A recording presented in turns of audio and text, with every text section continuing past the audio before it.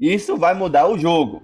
Isso vai mudar a eleição. Lula pode ter o maior crescimento da história do Brasil em 2025. PIB, emprego, tudo explodindo para cima. Ave Império e Ave Maria. Calma, antes de você me xingar nos comentários, deixa eu te mostrar a história de um apoiador do PT. Um economista com carreira acadêmica sólida e forte trânsito político. Essa pessoa nasceu no Rio Grande do Sul, é gaúcho, construiu sua formação na área econômica e fez carreira dentro da universidade. Ligado à Universidade Estadual de Campinas, a Unicamp tornou-se um nome conhecido dentro do pensamento econômico desenvolvimentista, mais conhecido keynesianista. Ao mesmo tempo, se consolidou como um dos militantes históricos do Partido dos Trabalhadores. Essa combinação entre academia e política abriu portas importantes. Ao longo da carreira, essa pessoa passou por institutos relevantes do Estado brasileiro.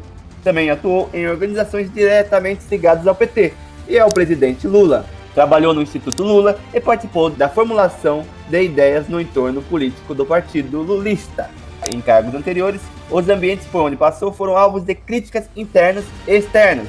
Houve acusações de viés ideológico, aparelhamento e conflitos com servidores e técnicos. Essas críticas não vieram apenas de adversários políticos, mas também de profissionais de dentro das próprias instituições.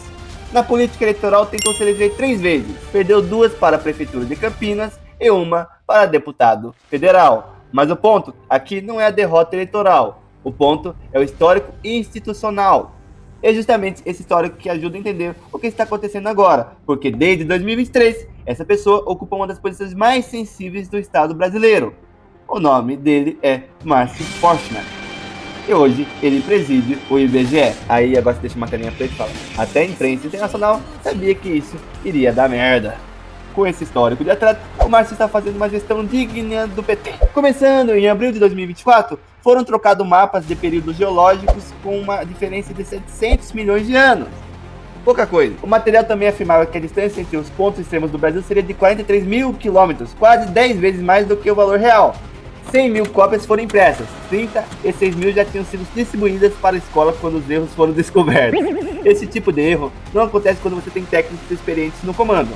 Maio de 2025, o IBGE divulga um mapa muito de cabeça para baixo, com o Brasil no centro e o sul no topo. A justificativa foi descolonizar a visão geográfica. Márcio Forchner defendeu a decisão dizendo, abre aspas, não há nada de errado, o planeta é redondo, fecha aspas. Sim, o planeta é redondo, mas o IBGE não é instituto de militância política, é um instituto de estatística.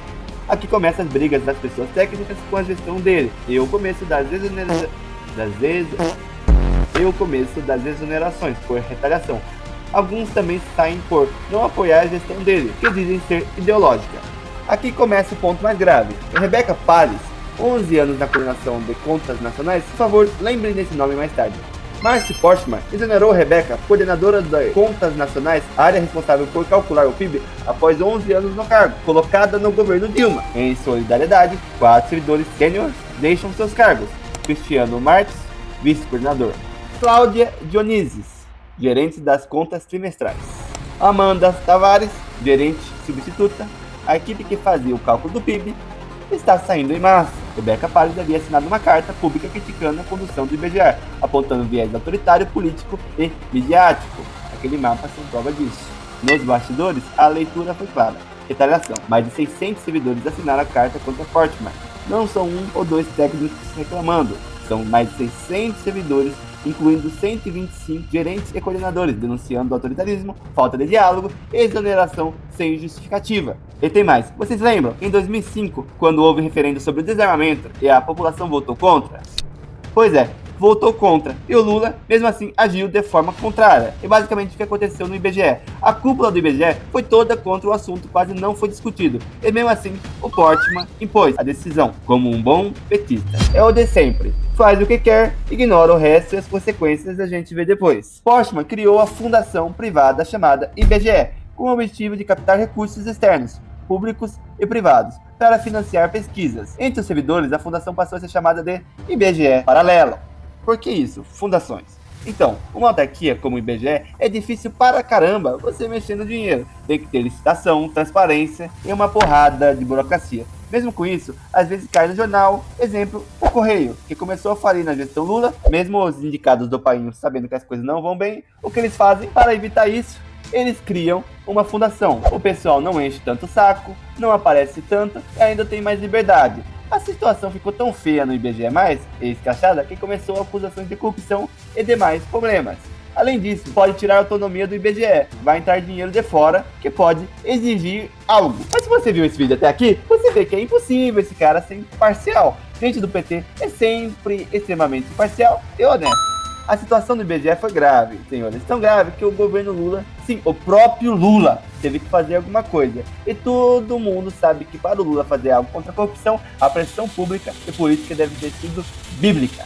E isso não é um problema sério, na real. O problema dessa baguncinha no IBGE é a queda de credibilidade no Brasil e no mundo, pois esses dados da instituição influenciam a percepção sobre o Brasil. Dados diferentes ou meramente contestados podem mudar todos os cálculos econômicos do Bacen, do FGTS, das políticas públicas ou até empresas privadas como Vale e demais. E pior, investidores estrangeiros têm pavor disso. A União Soviética e outros exemplos mostram que acontece com dados ideológicos. Com esse histórico, chegamos em 2026, ano eleitoral. O governo do amor está na mesa, e foi nesse ano que Rebeca foi exonerada e demais sêniores saíram. Agora o cálculo do PIB está só com pessoas alinhadas à presidência e à diretoria. Então por isso eu repito a frase do começo: Lula pode ter o maior crescimento da história do Brasil.